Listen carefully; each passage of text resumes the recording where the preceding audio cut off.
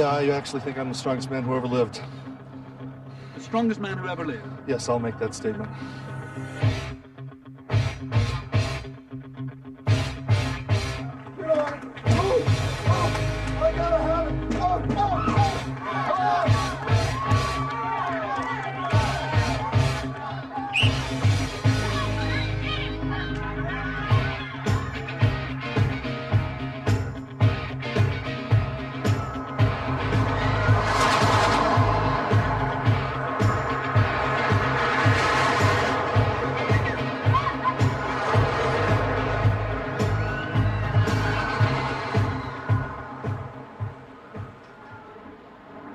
Magic Mountain, just north of Los Angeles in California, is the sort of place that deals in superlatives.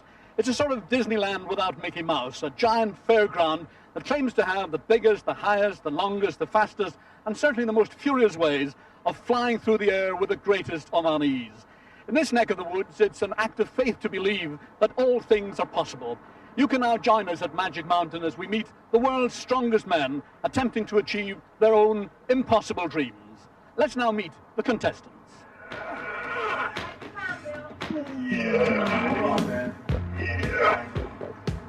I'm Bill Dunn, and I'm from Charlottesville, Virginia. I weigh in at 360 pounds.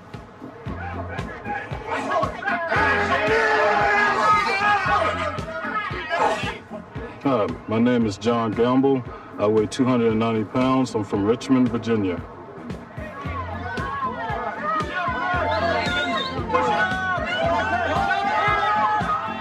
I'm Kurt Marsh from the Oakland Raiders. I weigh 285 pounds. I'm 6'6".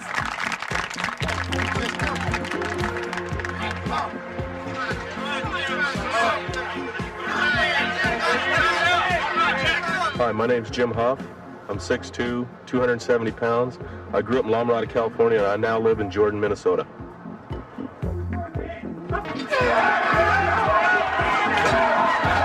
Hi, I'm Dave Waddington. I'm from Sandusky, Ohio, and I weighed in at 280 pounds.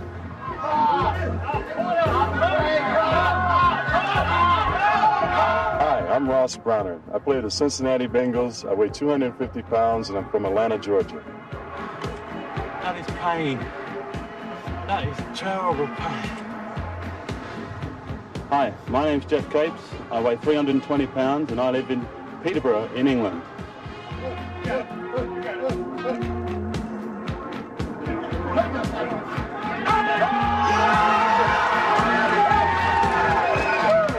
Hi, I'm Tom McGee. I'm from Canada, British Columbia, in the city of Vancouver.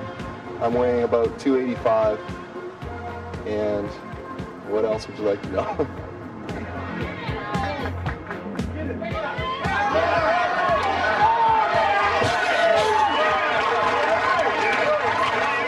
Hi, my name is Ernie Hackett.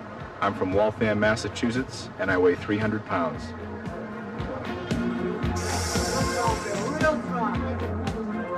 There you go, real strong. I'm Bill Kazmaier from Auburn, Alabama. I weigh 335 pounds, and I am the defending world's strongest man. Those 10 men pit their strength against the law of gravity and human limitation to become the world's strongest man. And the first of the 10 competitive events, the truck pull, a race against the clock to haul a 10-wheeled, 400-horsepower, 8-ton truck along a 100-foot track. In this heat, 2 powerlifters, Dave Waddington there in the blue lane and John Gamble in the yellow. Once the inertia of the truck is overcome, it's a brutally simple matter of keeping the pressure on, keeping the center of gravity low, and blocking out the persuasion that the track is stretching off into infinity. Waddington staggering just a little bit there. Once this truck stops, no human muscle power is going to get it moving again, and poor John Gamble there, feeling the agony, and a good time for Waddington. He's over in 53.25 seconds.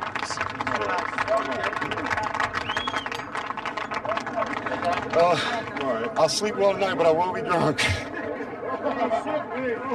The awesome presence of Big Bill Dunn, the heaviest and oldest man in the competition, and his opponent, 6'6" American football star Kurt Marsh.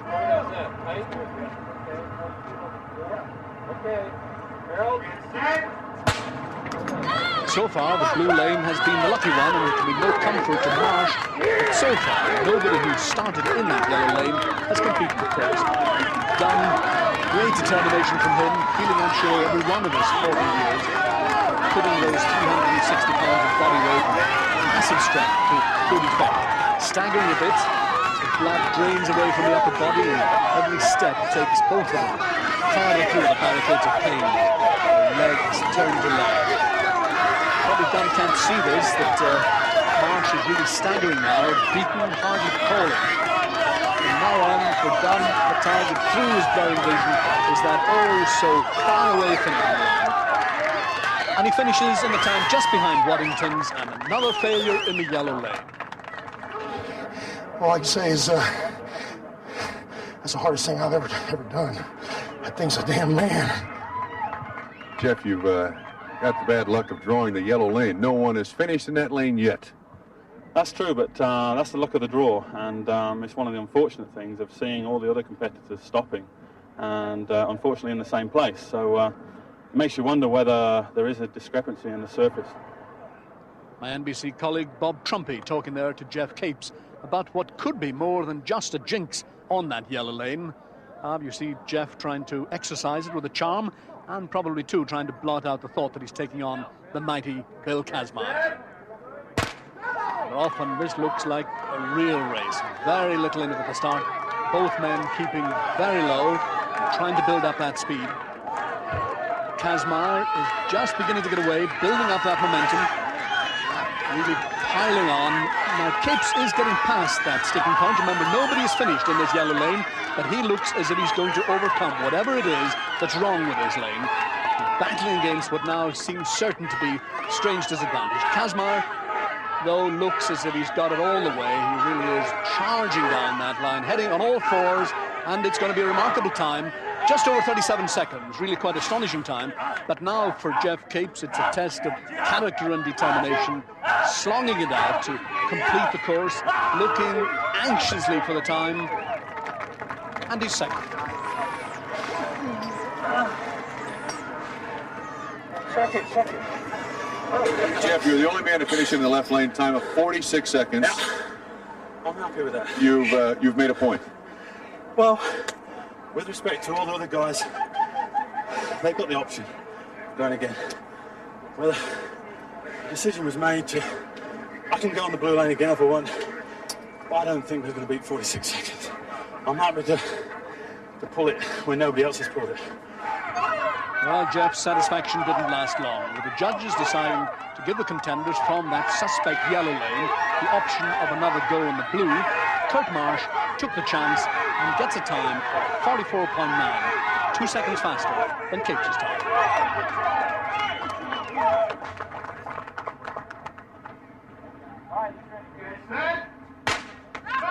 Now here's Geoff showing what he's made of, responding to that challenge from Marsh, and he looks really determined to win back that second place, and even perhaps try to overtake Kazmaier's time in this second go in the blue lane.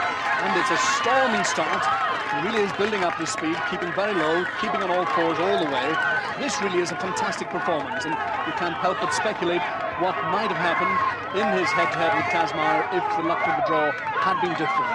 And here's Geoff now storming away, and he might just beat, no he doesn't.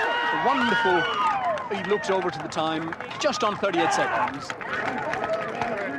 And a tremendous achievement there for Geoff, really showing his character, and a happy day as he makes a point. He edges Kurt Marsh into third place and keeps himself right up by the brawny shoulder of Bill Kazmaier, with the three powerlifters, Waddington, Dunn and Hackett, making their presence felt too.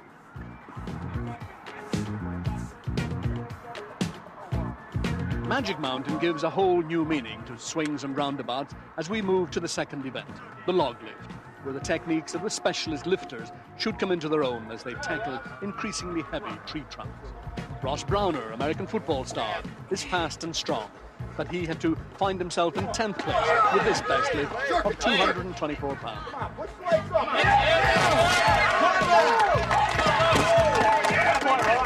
Kurt Marsh achieved 260 pounds, good enough to put him in 8th. Strength coach Bill Dunn showed good technique to tie with Marsh in 8th place with his 260-pound limit.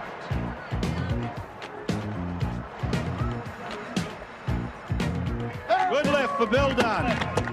Jim Huff, having achieved a creditable 285 pounds, tried to hurl aloft a 320 pounds log.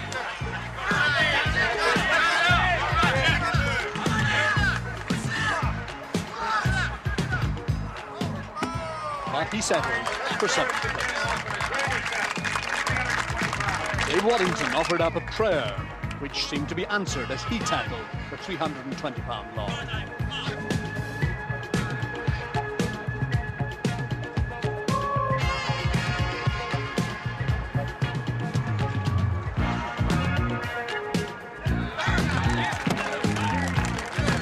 Massively muscled John Gamble made lifting 320 pounds of forestry look like child's play.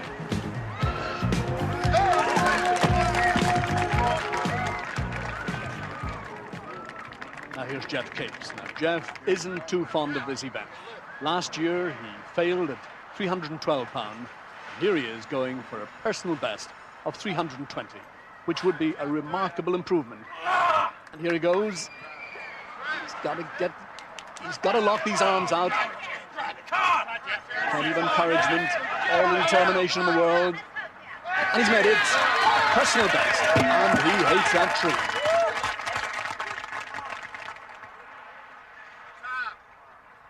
Tom McGee is Canada's strongest man. A former gymnast, he's worked really hard on technique. Here he is attempting to stay with Waddington, Gamble and Capes. And carry the challenge to Hackett and Kazmaier, and he makes it. 320 pounds. Good lift. Jeff, congratulations. You really climbed the mountain there. That's my PB. I looked at last year, so I think I just come out at 312. But it's very important this year to do well early on because they dropped one of the good events, and I was happy to get in there and do 320.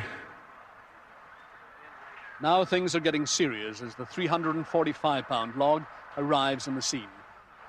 Jeff Capes at 6'5.5", really lacking the technique of the specialists, and for him this is unknown territory. But he's going to give it a good old British try, and here he goes.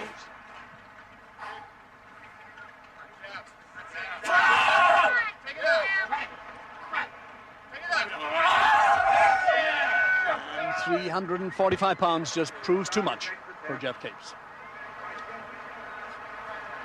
Tom McGee looking very calm and methodical as he prepares to tackle that 345-pound log.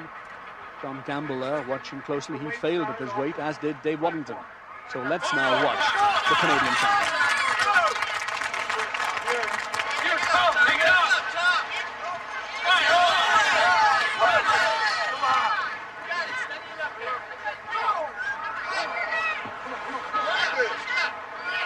Well, did he lock up? No, that left elbow just wouldn't straighten up. Didn't quite make it.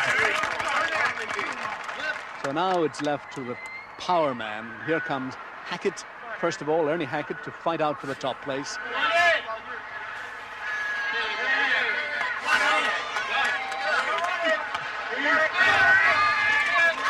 And there goes Ernie Hackett, compacted the powerhouse. Up it goes. And that's what Ernie thought about it all. Really enjoyed that. Really did psych yourself up for that, didn't you? Well, I put it all together for just that one big effort because there's just no way I could make it the second time. Just couldn't be done. So just once, that's all you needs to get the second place, you know? Now, do you reckon you can top that weight? Well, we'll have to see how Bill does first.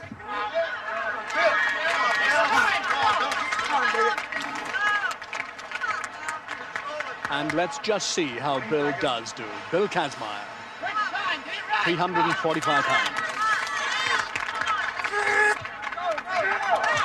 There's power. So with three men tied in third place, it's on to the next weight. Ernie Hackett fails to clear the 355 pounds. So it's up to Bill Kazmaier. Lifts this, 10 points ahead.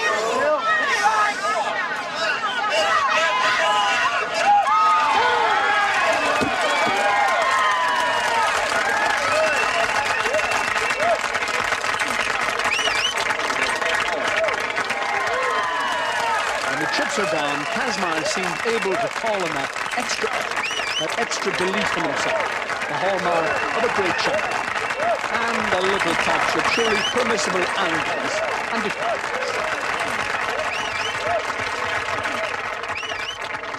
You really do sort of glory in it when you win. I saw you doing that big thumbs up sign. Is that for the other athletes? No, it's actually just a victory cheer, one good second of glory, and then it's all over. Do you rate yourself as the world's strongest man right now? Yeah, I actually think I'm the strongest man who ever lived. The strongest man who ever lived? Yes, I'll make that statement.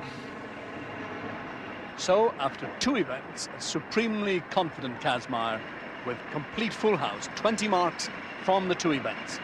With Geoff Capes putting up a strong challenge, 15.5, just behind him, Hackett and Waddington. The third and final event of the first day here at the World's Strongest Men competition is the first event borrowed from the Highland Games heavy events. And that is tossing the 56-pound weight over the bar. Now, this came about as a variation of tossing the sheaf over the bar when somebody had the idea, well, why not try a weight? Where do you find a 56-pound weight lying handily about? Well, what you do is you go along to the local miller, and he's bound to have a half-hundredweight weight, and it's looking something like this with a ring pull on it. And somebody had the bright idea of standing with the back to the bar, swinging this weight, and then tossing it with contemptuous ease over the bar. The world record holder for this is Geoff Capes. He tossed it 17 feet 2 inches last year, but Bill Kazmaier, who's already been at the Braemar Games, where he had 16 feet 2 inches, a little bird tells me that he, the man who's already called himself the strongest man who's ever lived, is going to toss this thing today 18 feet. That's 3 times my height, 56 pounds. Well, we'll see. Bill Dunn, weighing 360 pounds. Let's hear it for Bill Dunn. In the early stages of the contest, Big Bill Dunn, like most of the athletes, had never tried anything quite like this before. It's all about rhythm and coordination and suppleness, as well as brute strength. The bar's at 13 feet.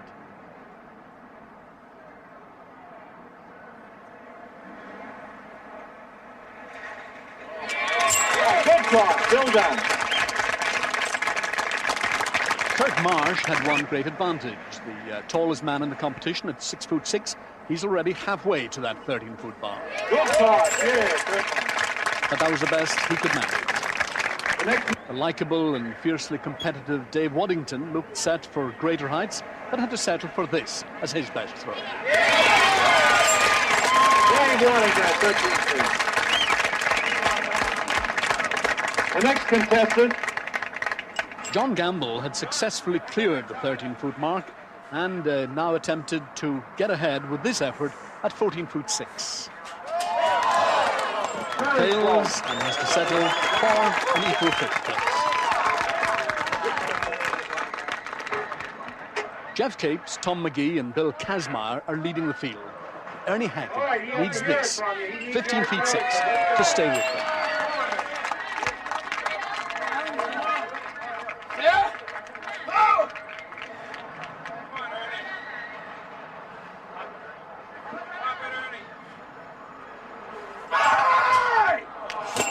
Ernie gave it everything there, but it wasn't just good enough. So now it's time to watch the shootout for the final here. Round the Highland Games circuit in Scotland, this man, Geoff Capes, has wound up a formidable reputation for himself in the traditional events. He's the world record holder at this event, and he really has mastered the technique.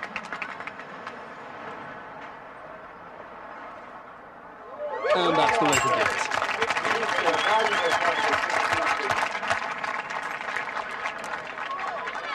Bill Kazmaier, too, is completed in the Highland Games at places like Braemar, and he knows what it takes. Purists would note that perhaps the rhythm isn't quite as smooth, but the result is just as impressive.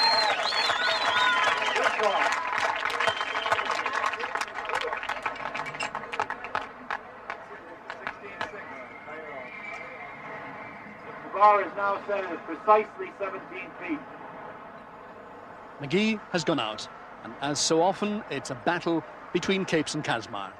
And here goes Geoff. Watch out for that smooth pendulum swing.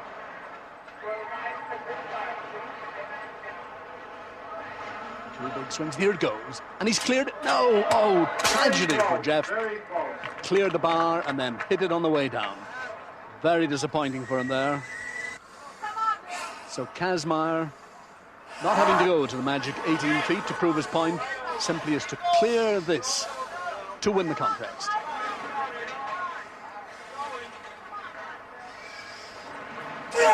And that is a fantastic hit. Fantastic. 3 events and 3 first places for the big man from Alabama. And as you watch this power wind up, you judge by how much this weight clears the 17-foot bar. Bill Kazmaier, congratulations. You know, when it comes down to that kind of shootout, what goes on in your mind? Because it seems to me it's much more than just muscle power at that stage. It's got to be brain power as well. Yeah, it seems to come down to Jeff and myself a whole lot. And when I look him in the eye, I really can get up. Do you get hate in your eye as well? Oh, not at all. I just want to win. What about that, Jeff? You know, is there any hate in this business? Because when it comes down to 2 guys slugging it out like that, you've got to channel your hate against somebody, don't you? Sure, I think the first 2 events, a couple of years ago, I heard about Bill Kazmaier, and he's a legend in his own right, in the strength scene. And we've competed now for 3 years and on the Highland Games circuit as well. And as he said, it was always down to me and Kaz. We're good pals out of the game, and I think that's as it should be. Do you think I'm in danger standing between you now? Oh, I think so.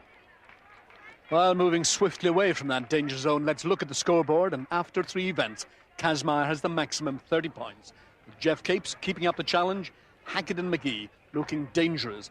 But with the footballers, Huff and Browner, still to make any kind of impact on this competition. Event number 4, the bar band. That's 5/8 of an inch thick cold steel. In the first group, 5 men: Ernie Hackett, Jim Huff, John Gamble, Tom McGee, and Ross Browner.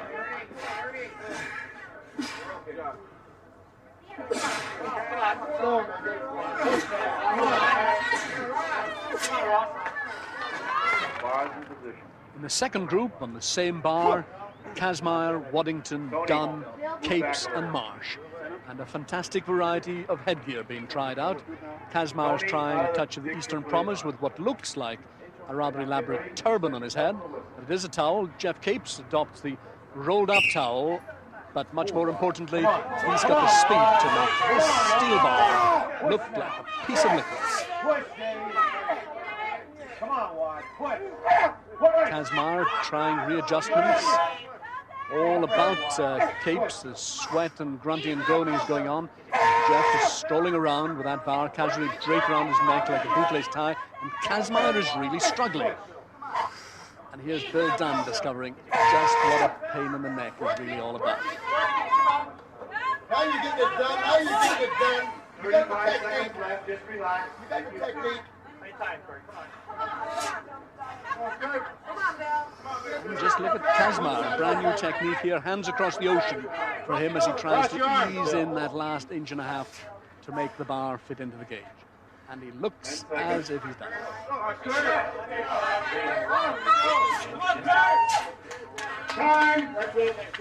So John Gamble and Jim Huff join Capes and Kazmaier to decide the top 4 placings. The bar for the final is now 11/16 of an inch thick and 4 foot 6 inches in length. So let's watch Capes as he makes his attempt on the bar, and look at that.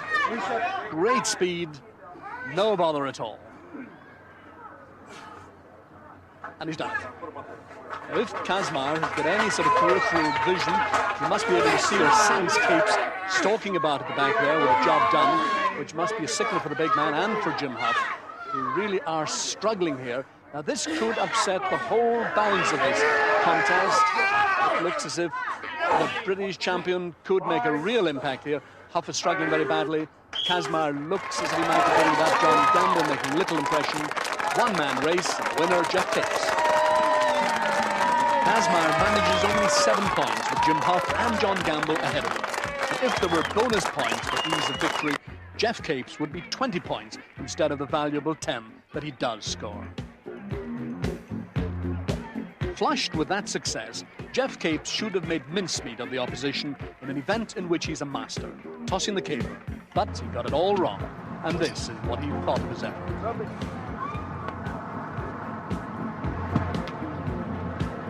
Waddington is leading. Let's hear it for Dave Waddington, present leader. Let's help him out. So it is left to Dave Waddington to maintain the honour of the clans, and what he lacks in finesse, he more than makes up for in enthusiasm. Now, Highland Games purists may not rate either the rather puny caber or the Waddington style. How about that?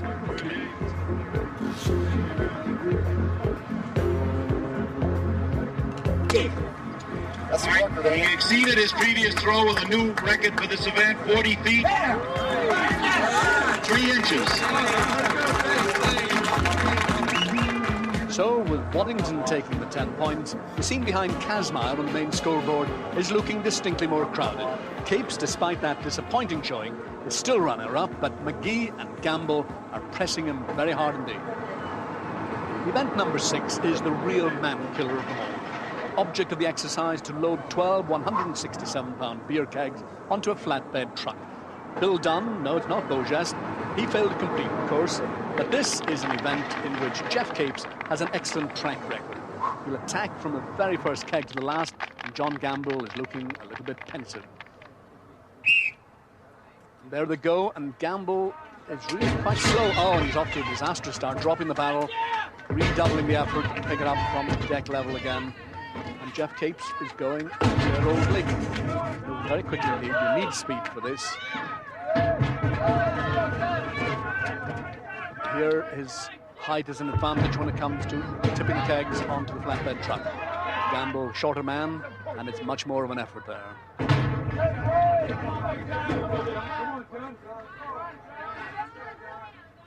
Tremendous encouragement for these men.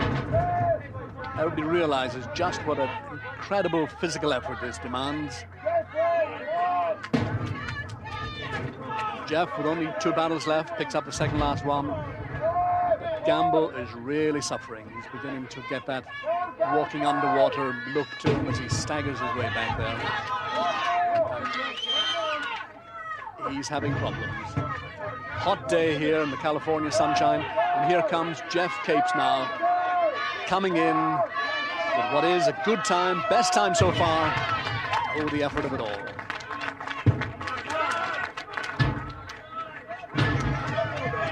You saw him pound his fist there, never happy. And here comes John Gamble, really struggling to complete the course. But he's a fighter, he'll go all the way, give him a tremendous amount of encouragement in return. Oh, so agonizingly slowly. Is he going to make it? And he does. But this is the kind of event that pushes even the strongest of men to the uttermost limits of their endurance. Check me pulse. Some beautiful woman over here want to give him mouth-to-mouth? Please, no. I couldn't take it. Capes totally exhausted, but with the satisfaction of being the fastest so far. That expression says it all. Jim Huff has never known such punishment as this, even in the thud and blunder of American football. And although Ernie Hackett is well ahead, he's really starting to hurt. It's going to be a question of who's got the timing better. Maybe Huff has placed himself more steadily. Ernie really is beginning to suffer.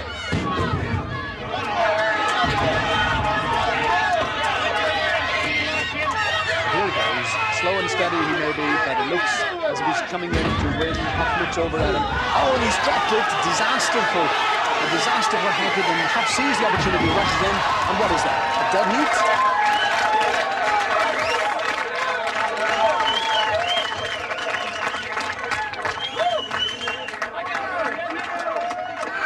We have a feeling that it might be a dead heat between you and Ernie Hackett. Well, I'd like to run it again. Who said football? No, I thought I'd lost. I didn't. When I saw that Ernie had dropped the barrel. No joking responses from Ernie. The disappointment of being judged second there, beyond.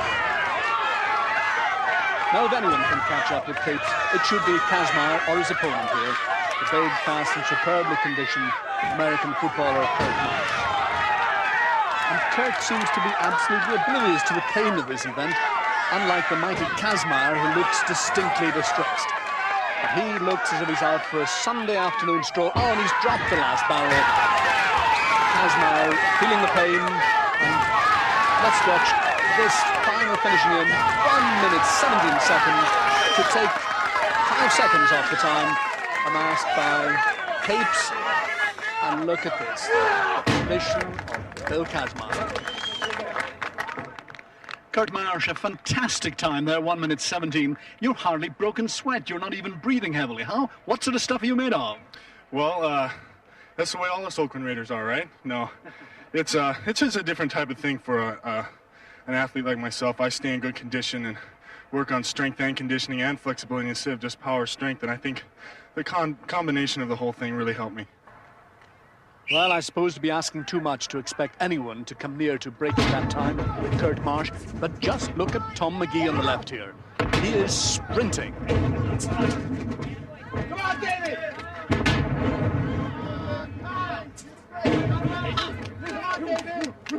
Magee, of course, as a former gymnast, has a great deal of agility, a great deal of speed, and, of course, tremendous strength. He really is attacking these battles. Waddington taking it much more steadily. The time set up by Kurt Marsh of 1 minute 17 looked the absolutely unattainable one, but it looks as if this big fella has got that in his sights. He's going to try and break 1 minute 17. Waddington setting for a much more steady pace. Oh, but disaster striking on Magee as he drops the barrel, wastes precious seconds. And here he comes. Can he make it? Picking up that last enormously heavy barrel, 167 pounds. But he's going to make it if he gets it down. 1 minute 13 seconds. Quite incredible. He's beaten it by 4 seconds. He takes the lead. And Dave Waddington is going to be just a little bit behind, a little bit slower than Jeffrey Capes. Fantastic competition. The winner, the phenomenal Canadian Tom Magee, whose challenge gets stronger and stronger. The Kazmaier lead is looking just a little more vulnerable now. After 6 events, Magee is pressing strongly to overtake Capes, still grimly hanging on to that second place.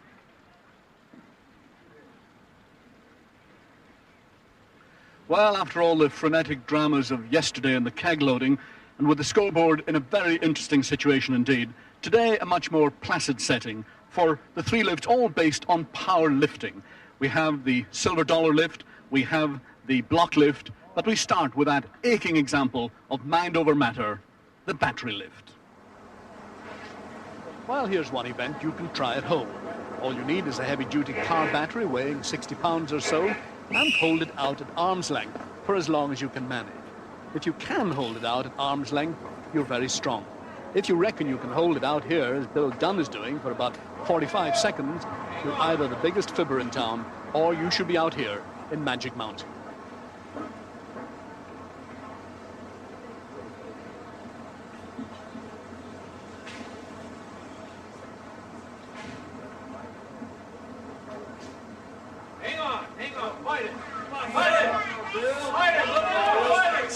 Inexorably down it comes onto the tape.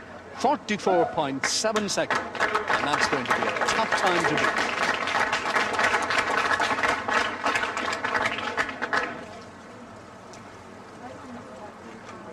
This is Tom Magee. Now, Tom hasn't got the ideal physique for this effort because he's not so massive as Dunn or Gamble, and those long arms will take an awful lot of punishment as he tries to lock them out. Come on, Tom. Hang it. Hang it. Tom. Come on, Tom. Hold it in there. Real good, Tom. Up, Tom. Come on, Tom. Come on, Tom. Take it up. You got to lock that. Get up. Take it up, baby. 44.7 seconds was the time set up by Big Bill Dunn, and it looks as if this big fella from Canada could beat that. He's struggling, fighting against the battery, and it's gone. Now the timekeepers are consulted. He looks a bit despondent, and I think we just heard he's lost it by 1.5 seconds.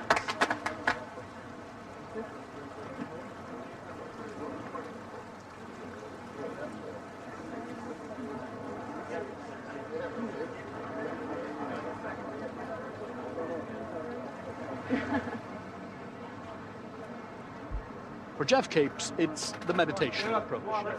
Jeff knows this is one of his worst events. Those long levers that are his arms are really not designed for this job. He's fighting it, but it's a losing battle. The battery inexorably goes down, touches there. Oh, it's a poor time. Only about 30 seconds. Jeff, disappointment, but surely not surprised. He dreaded this event, put everything into trying to overcome the disadvantage of his long-armed physique, but in vain.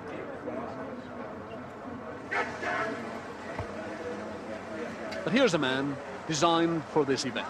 John Gamble has the sort of massive pectoral development and upper arm strength that almost lets him rest his arms on his upper chest. He also has a marvelous Buddha-like calm. Wow, this is going to be an incredible time. He looks completely serene, and down it goes on 56.7 seconds, shattering Dunn's record. Surely nobody will beat that.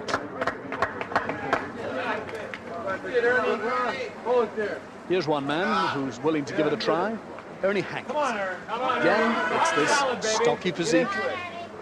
Again, the great calm that he approaches, trying to block out his pain, eyes tightly closed. It looks like good time. As it touches the tape, 6 seconds or so behind Gamble, but good enough for second place there for Ernie Hackett. Ernie is perhaps the most deceptive of all the athletes here. Behind that bespectacled, mild-mannered appearance is real steel, and he showed it then. And look at these times. Again, the competition really opens out. Kazmar finishing 5th in the battery lift, and those two solid citizens, John Gamble and Ernie Hackett, really making their challenge. Jeff Capes finished last in this event. And as Jeff's hopes plunge just like the screaming inmates of the giant Colossus switchback, the master scoreboard should now make very interesting reading.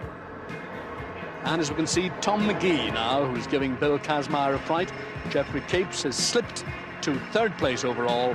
Marsh, Gamble and Hackett look ever more menacing.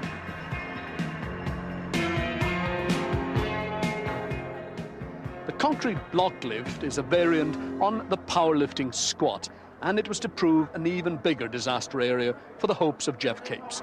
Early in the competition, with the total weight of the blocks at 700 pounds, got ready for his attempt. And this is what happened.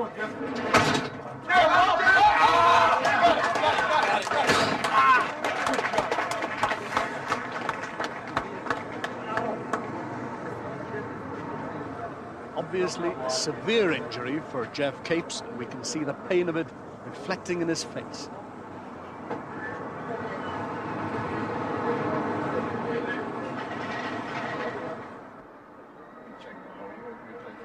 Jeff, what happened? Well, as I explained, I got my arms fairly well up and obviously opened the joint on my shoulder, and when I hit the bottom of the squat, the weight literally shook the muscle and tore it off the rotator cuff and damaged the nerves. And I've never had any pain like this in my life before. I've never been injured in my life, really. You're pulling out of this contest? Yeah, I've got to pull out because I just can't even feel my arm, you know. And I don't really understand pain because I've never been injured. But now it really hurts. And so a painful exit from the block lift for Jeff Capes. But now the real battle is on. Ernie Hackett and his fellow powerlifters, Waddington and Kazmar, and the ever-present Tom McGee, matching one another, lift for lift. Here's Hackett with 955 pounds.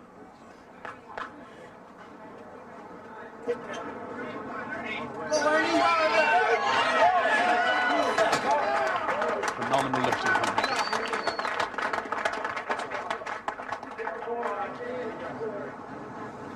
Far out of the hole. They're going to need your encouragement. The same total, Dave Waddington. Dave claims to be the man with the strongest legs in the world. Here he goes, trying to prove it. Good setup. Come on.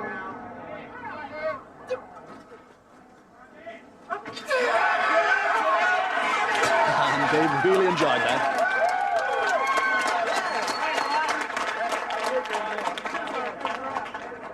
Dave Waddington is a sheet metal worker and a fiery competitor. He's been smarting for a year that Kazmar beat him in the squat. This year he told me, I'll take his scalp. Let's go, Bill. Come on. Come on. Come on now, Cav. And doesn't Kazmar know that he's got a fight in his hands now? That cage tiger routine is summoning up all his powers to lift his 955 pounds. Control and go. There's his girlfriend there offering some words of encouragement. Big Kaz snarls his defiance. Control and go. Control. Here he goes. Problems for Big Kaz. He's not going to make it. This is remarkable. The crowd is stunned into silence. Kazmar fails at 955 pounds. Into tension steps the man in the overall second place, Tom McGee.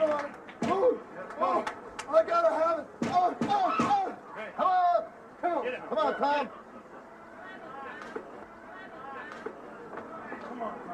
Oh, come on, Tom. Look at it. It's gone. Oh, come on. Don't stop. You got it.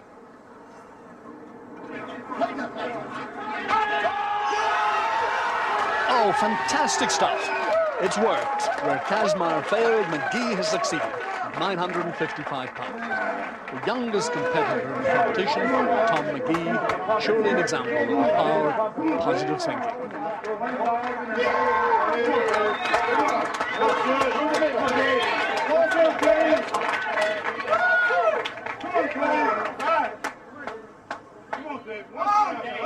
Now then, how can Dave Waddington follow that?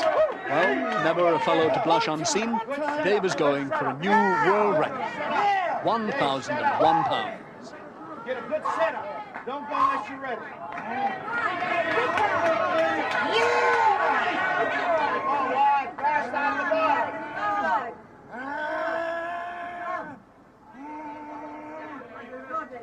Come on.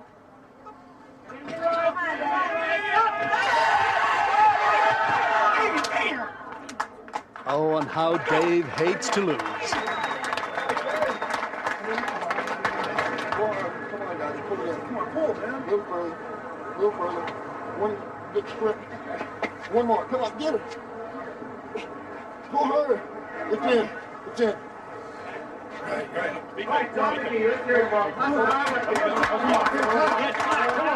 Quite undaunted, McGee now gets ready to try at 1,001, and when he comes to preparation, he really does suffer for his art. Gotta have it.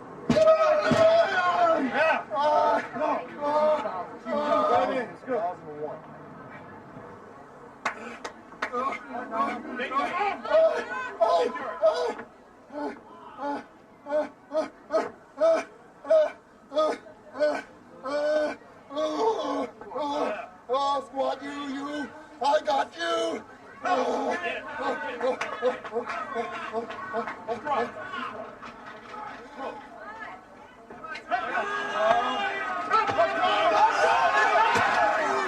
And he just fails. A massive effort there from Tom McGee.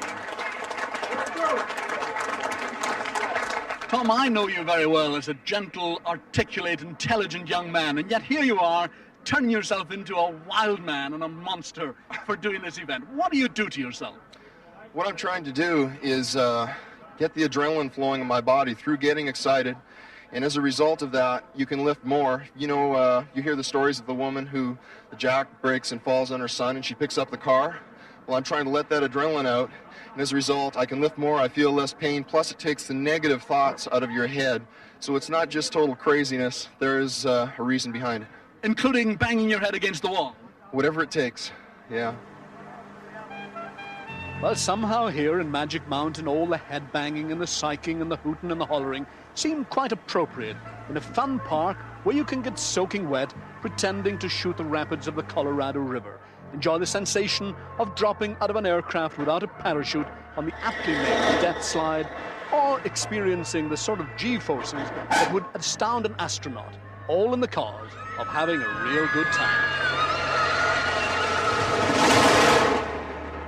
But in among all the razzmatazz, the hip hooray and ballyhoo, life is earnest and painful for the competitors in the silver dollar deadlift. Bill Down will attempt to raise his salary, trying to haul $15,900 off the ground. That's 925 pounds in weight.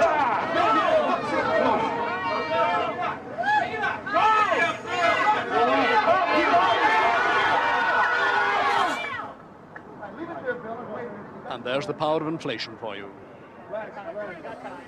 Dave Waddington lifted 850 pounds to tie for 5th place with Down. Tom McGee, gaining in stature with every event, here attempts 925 pounds.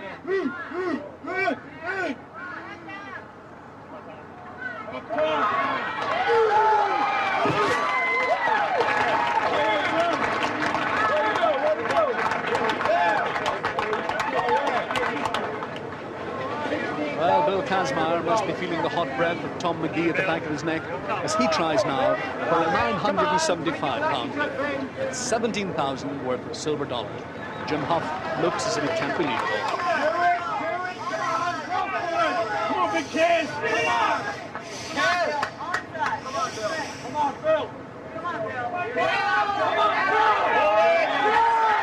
And just look at that. Well, you've got to admire the man injured in the squat, and here he is in at the kill at dead weight, 975 pounds. Bill Kazmaier.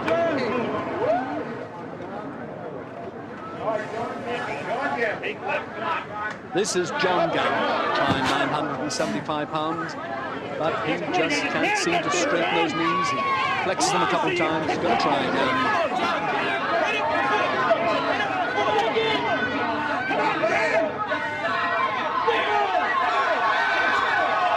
But it just will not happen. Tom McGee, a sniff of oxygen, more of that positive thinking, and here he goes, 975, to be up there with Hackett and Tatters. Get on, you!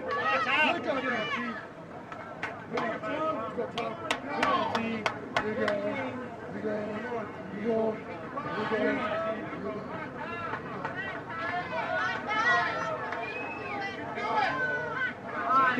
5 seconds, nice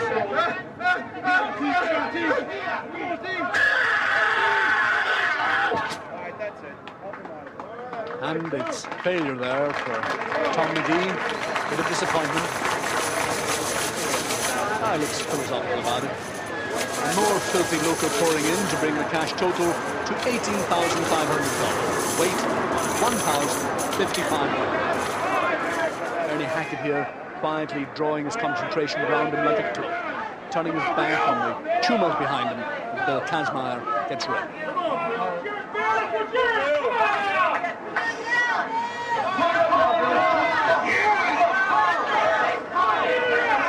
1,055 pounds.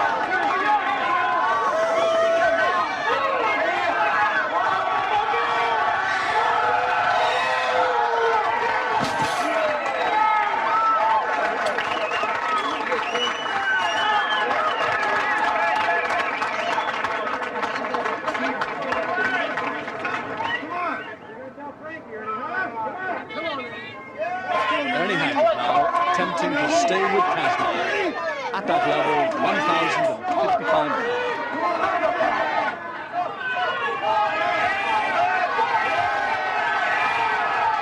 Knock out the knees, not quite so convincingly, but he made it. Hackett is still there. Now to win the event outright, each man will attempt to deadlift 1,085 pounds, a total never before attempted.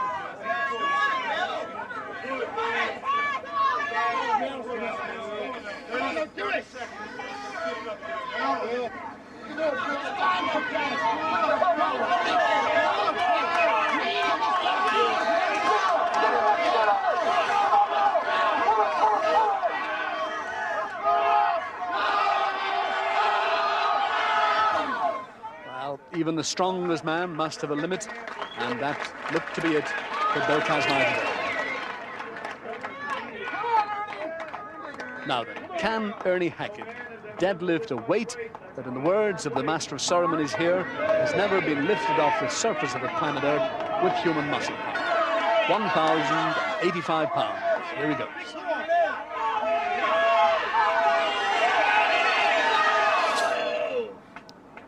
Well, Ernie's bid for immortality fails, and he has to settle for a share of the first place with Bill Kazmaier. And as we look at the scoreboard there with the points, 9.5 points each for Hackett and Kazmaier, 7.5 for Gamble and McGee. Ernie explained his motivation. I'll tell you, 90% of the psyche I have is to beat Bill Kazmaier. It always has been. I go back with Bill, in a British strongman contest 3 years ago. And I came in third to him there where he won it. And since then, I've just always wanted to beat him in one thing, I came close today. At least we tied. Could I put one final tactical point to you, Bill, and that is tomorrow the sumo wrestling. In past times, you haven't even had to enter. You've been so far ahead. Could you have taken too much out of yourself on that last couple of lifts? Oh, I don't think so. My body's in pretty good shape. I'm looking forward to the wrestling. So you're going to go head for head in the sumo? Yeah, I hope nobody loses any teeth. Gentlemen, congratulations again. Many thanks. Thank you. With only one event left, the competition is poised for a grand finale. And with the final event counting double points, any one of these top 5 men could win the overall competition, depending on the outcome of the final event. Now, as if the Japanese didn't have enough problems with earthquakes, they came up with this sport, in which the ringside spectators live in ever-present danger of being flattened by 300 pounds of flying flesh. Sumo wrestling, and the rules of the game are devastatingly simple. The contestants line up in a wide-legged crouch with their knuckles on this thin blue line, and for the next few moments of explosive action, the whole object of the exercise is to eject your opponent from the dohyo, or ring, or to bring him to ground within it. With the results at the top so very close, the outcome of the whole contest could depend on the battle within this ring. So, let battle commence. Battle it is, Kazmaier versus Waddington. If ever there was a grudge match, this is it.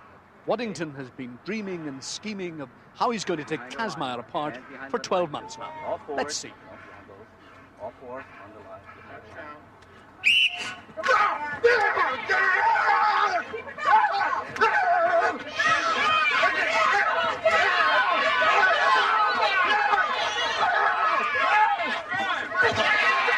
Well, Kazmaier wins, and Dave Waddington is fit to be tied.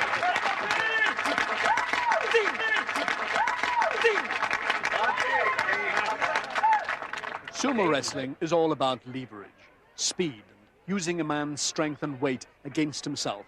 Waddington tried but failed to flip over the massive bulk of Kazmaier, and he was furious with himself.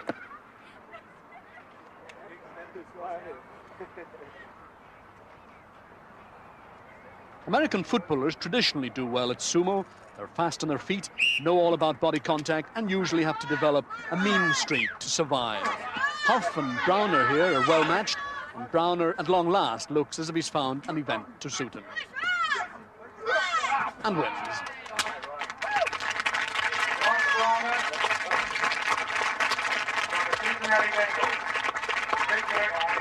And here's an example of courage and character.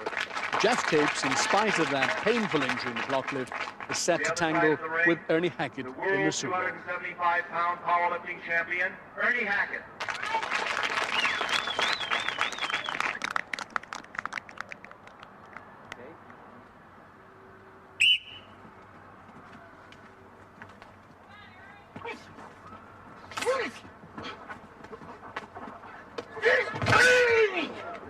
And a crashing fall there for both men. And it looks as if Ernie Hackett has been injured there, but we'll have to wait to find out who's the winner as the judges look at this slow-motion replay. The point at issue is, did Ernie's knee hit the deck before Jeff came crashing over him? And there's the confirmation, and that means victory for Jeff Capes. And not all the combat was man-to-man. Here's Bill Dunn wrestling with a parasol and losing by a technical knockout. Now, the first semi-final. And in the yellow Moa sheet, from the University of Virginia, weighing 290 pounds, John Gamble. Weighing 340 Kazmaier. Let's hear it for Bill Kazmaier. Bill Kazmaier, if he defeats John Gamble in the semi-final, will know that he's assured himself of the title of the world's strongest man.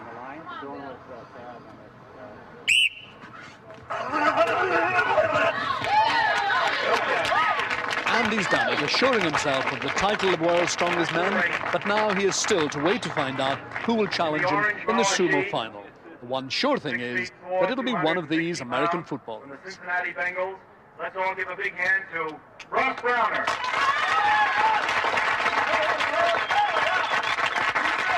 In the green smaller sheet, 6 feet 5, 290 pounds.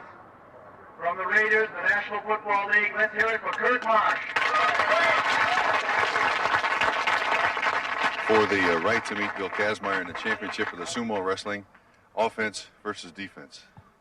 We're going for $1,000. They don't pay offensive linemen nothing. Come on, buddy. You make all the money. Oh, man, listen to this. Defensive linemen are the most underpaid people in the league. I mean, offensive linemen got everything. They got the looks, they got all the money, they get all the touchdowns, they get all the pub. I mean, give us a little break. Brains against brains against bronze. Right. Make your own choice. Make your own choice, folks. Good luck, gentlemen.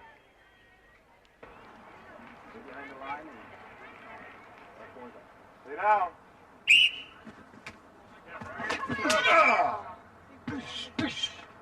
All right. Go.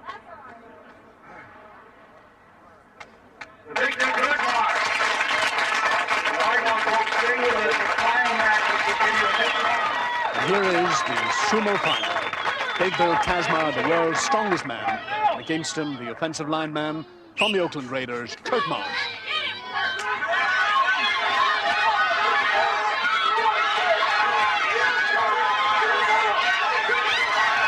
And a classic confrontation there. Kazmaier, infinitely the more powerful man, was overcome by the speed and leverage of the much faster Marsh.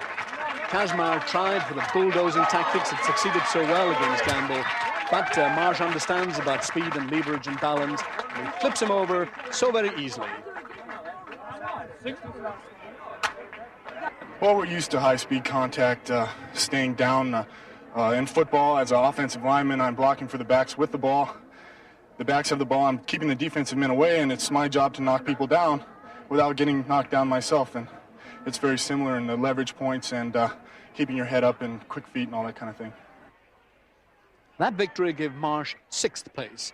Jeff Capes was a brave 4th, but the real threat came from Canada's Tom McGee, at top of the heap for the 3rd successive year, the super heavyweight powerlifter from Oberon, Alabama. Bill Kazmaier, many congratulations for the 3rd year in succession declared the world's strongest man. What does that mean to you? Well, it reaffirms my idea that I'm the strongest man who ever lived. And I've already forgotten about it, even though it's only 2 minutes ago. Looking forward to next year and a comeback to defend my 4th year. Former Olympic gold medal hammer thrower Harold Connolly presents the British Beef Trophy to Bill Kazmaier, who has surely made good on his claim to be the strongest man who ever lived.